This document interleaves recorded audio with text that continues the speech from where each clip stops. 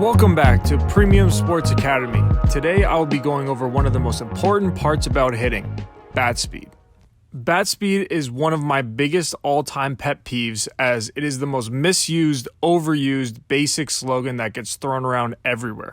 Every single baseball player has heard a coach talk about bat speed, and it is about time someone broke down the term a little bit more in detail. So let's get right into it. Bat speed boils down to the acceleration of the bat. Let me repeat that one more time. Bat speed is the acceleration of the bat. That should really be the term that is used more often. Let's accelerate the bat. I realize that doesn't sound as good. However, it is more specific and more informative, and I'm sure more people would understand that more clearly. When someone says bat speed, most people think, swing harder, which, yes, could increase bat speed. However, it could actually lower bat speed if you start tensing up. Tensing up your wrists and forearms, in fact, hinders the acceleration of the bat as your range of motion is decreased. It is without a doubt one of the hardest things to master. However, every swing must have a balance of relaxed but explosive hands and wrists. This next part will explain the concept a little bit more in detail. However, please replay this portion of the video to fully understand, as it gets quite complicated. Bat speed is created around a foot before you make contact. It goes without saying, before you make contact, that is where you must have maximum bat speed. Meaning you have a very limited time in your swing to capitalize on bat acceleration. The stationary knob allows the weight of the barrel to accelerate around that pivot point exponentially, and is at this time where the bat speed gets taken to the next level. Listen carefully to this next part. If the knob of the bat does not create a pivot point and continues to move, your bat speed will be impacted tremendously. Let me repeat that one more time. If the knob of the bat does not create a pivot point and continues to move, your bat speed will be impacted tremendously. The most common causes to limiting bat speed during this time is tense hands and wrists, which lock up the pivot point of the knob, also referred to as overgripping the bat. Usually this is created, like I mentioned before, when someone is trying to swing harder, essentially pulling their front shoulder out and no acceleration is happening. At the end of the day, your wrists and forearms create all of the whipping motion.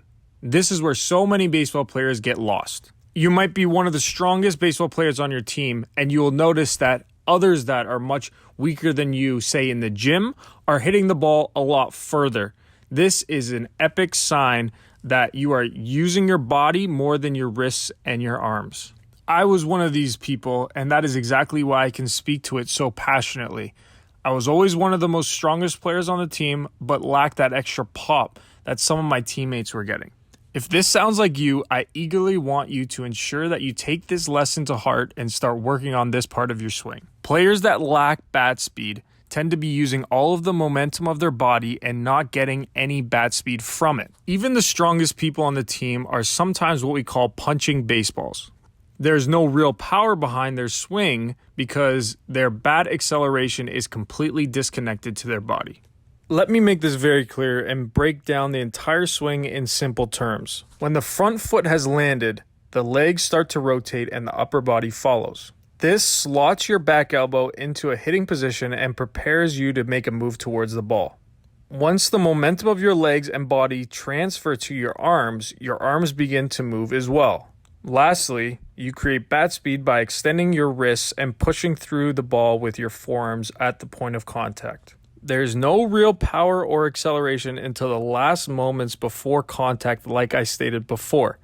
A good way to check your bat speed is to completely remove your legs from hitting. No loading and no rotating. At first, it will feel difficult, but once you release your hands and wrists, you'll start to feel the whipping motion I am referring to. A lack of bat speed can lead to so many other problems, as your natural tendency will be to overcompensate in some other way.